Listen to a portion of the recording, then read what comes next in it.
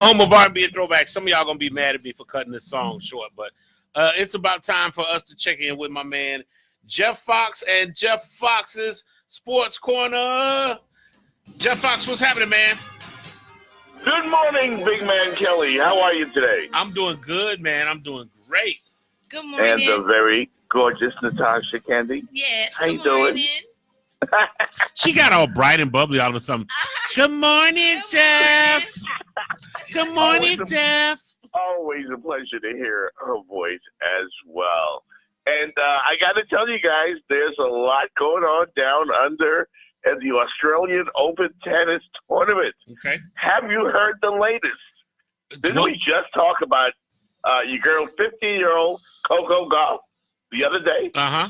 When she knocked off Venus Williams in the first round? Say what? And then, that's right, she knocked off the legend. She did it 6 months ago at Wimbledon.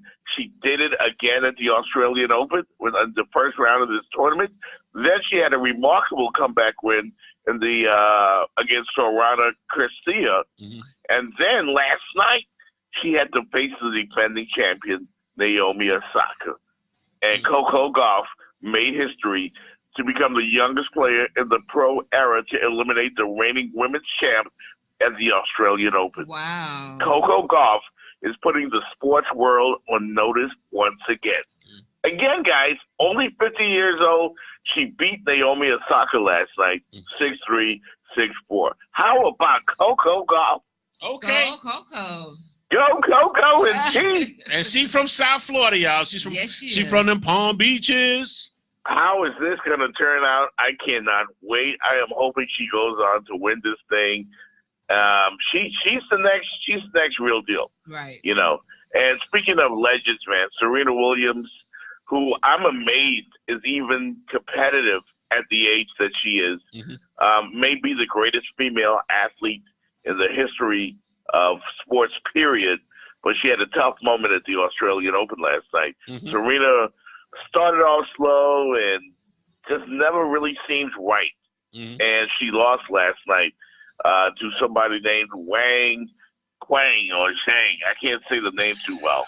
But Well, Serena, she's the I think she's the Chinese champion. And Yes. I actually heard, I was actually on the way listening to WLRN this morning, and I heard her in the interview, and she basically said that she was not on her A game last night. She admitted that. She blamed herself entirely. Yeah. And a lot of people don't like when Serena do that. You know, sometimes you have to give credit to the opponent. But I think Serena's just being honest with us. Yeah. I mean, at her A game, she can destroy anybody. Anybody. You know, Serena played this lady before, and she's ranked number 27 in the world. The first time they played, this is the second time, but last night was the second time. But the first time, the game was over in 41 minutes. Wow. The last night's match took almost 3 hours. Mhm. So clearly Serena was off her game. She's 38 years old. She's really chasing that 24th Grand Slam singles title. It will continue, but it won't happen down under the Australian Open. No, sir, it will not. Yeah, so, I'm a Serena fan. I'm sure you guys are. Right. We're witnessing history every time she takes to the tennis court. Right. And maybe she'll get it, maybe she won't, but in my opinion, still goes down as the greatest female athlete in the history of American sports. Listen, Jeff, I've got to tell you, she's also my future ex-baby mama. Well, hey, I can't blame you there as well, man. There's a lot of great things to admire about Serena Williams. And to talk about legends will continue, you guys, because LeBron James, yes, that LeBron James, formerly of your Miami Heat, Right. is doing great things in the National Basketball Association. LBJ, last night, 27 points, 12 rebounds, 10 assists, leading the Lakers past the Brooklyn Nets. That wasn't significant, the game, at all. What's significant about last night is LeBron James is now closing in on Kobe Bryant as the league's all-time scoring list, moving up there. Kobe's number 3 on the all-time scoring list. And LeBron has a chance now to pass Kobe Bryant Saturday night in Philadelphia in what's expected to be a historic occasion. LeBron's in his 17th season, and he's only 17 points. How about that? behind Kobe Bryant on the all-time scoring list. So bye Kobe. Yeah, I love Kobe. Kobe's my favorite player of all time. But I have to be honest, I don't think we've ever seen anything like LeBron James in the NBA. Well, this is what I tell people. LeBron James is this generation's Michael Jordan. Yes, he is. I mean, yes, he is. Let me tell you something. I give him respect. He's a great sportsman. He is. I wasn't crazy about the way he left Miami Heat only because he strategically left at a time when the Heat could not gather the funds to put up a team that would oppose the team that they were putting together. Smart move. That's true. Very strategic. That's true. And a lot of people still haven't gotten over it. And that's why, I got into it with ESPN's Stephen A. Smith one time ago about LeBron James because I was comparing him to Michael Jordan. Mm-hmm. I think LeBron is that type of player. I think LeBron is on Michael Jordan's block as far as being the all-time greatest player to ever play the game. I agree. I would agree. I don't think he may surpass Michael Jordan, and I'm not talking about in points and things like that. But Michael Jordan he has a certain level of respect in the game of basketball, and I think that LeBron James is going to be his equal. Yes. I think so when it's all said and done, because LeBron, again, is in his 17th season. I don't know if you guys have seen any games this year. The Lakers have the best record in the NBA, at least as first or second best. They're up there with the Milwaukee Bucks. The Bucks are in the Eastern Conference, Lakers in the Western Conference. But it's pretty much a sure bet that the Lakers or the Clippers are going to be in the finals. LeBron's doing this and leading that team in his 17th season. His son, Bronny, is a high school phenom. Right. It's possible that LeBron can still be playing in the NBA when his son comes to the NBA. That's possible. Right. Entirely possible. I don't ever remember seeing that in the NBA. I've seen it in baseball with Ken Griffey Jr. and Ken Griffey Sr. That can happen because LeBron is in that kind of great physical shape. Right. He's a specimen. Right. We've never seen anything like him. Right. So and his son's pretty good too, right? Hmm? His son is very good. His son is pretty good. Right. So is Dwayne Wade Jr. Tim Hardaway from the ex-Miami, his son is in the NBA. We've seen it before. Right. Lots of times where you will have the offspring of a great player playing in the NBA, but we've never seen them play together.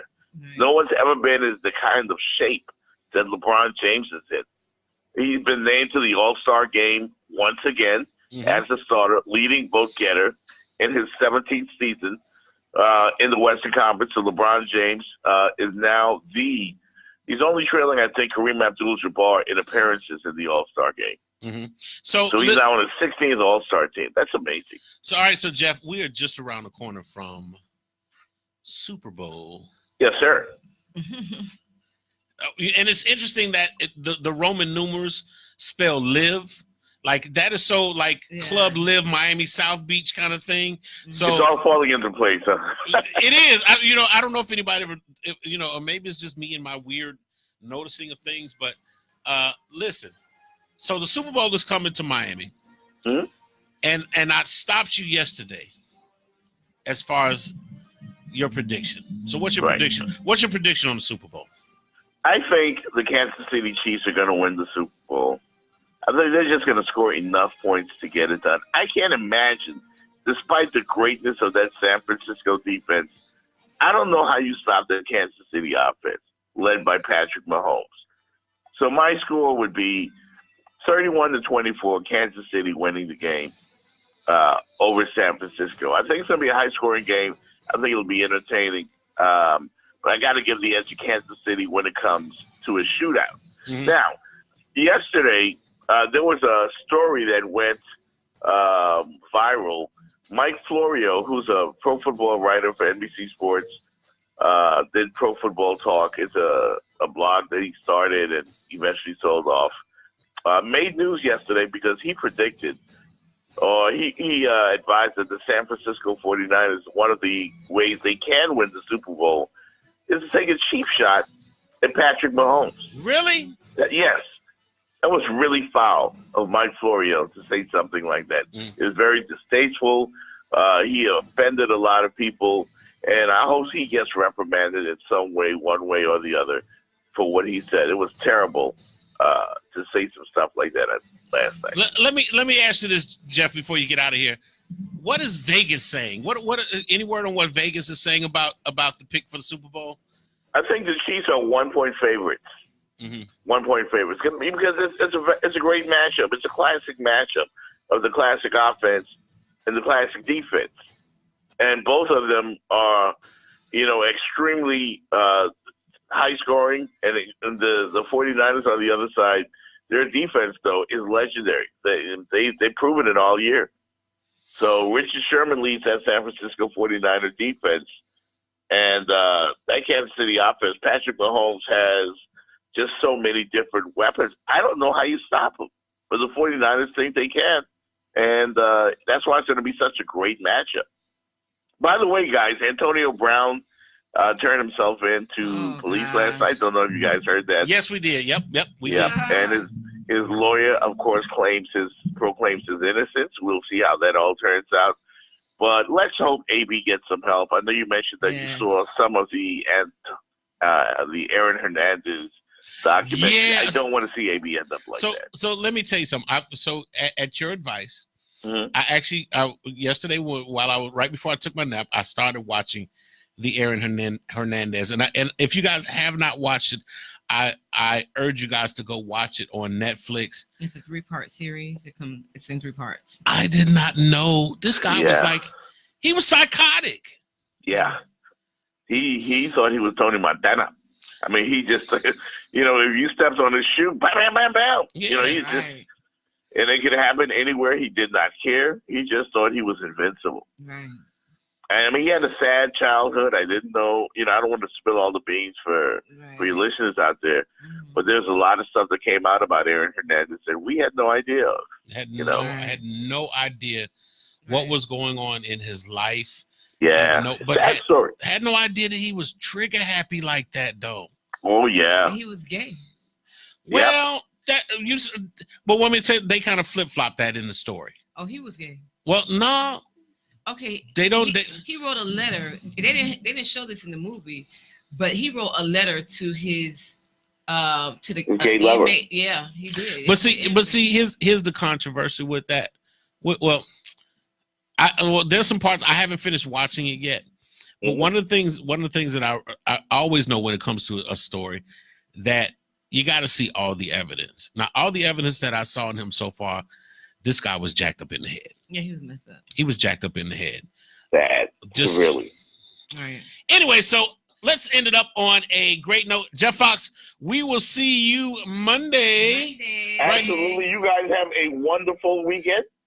And I'm looking forward to tomorrow night when LeBron moves up that scoring list. That's Kobe Bryant goes into number 3. But Kobe, you still my man. All right, you guys. That's the Sports Corner with my man Jeff Fox right here, Big Bad Kelly Morning Show, Mature Life Radio. Yeah.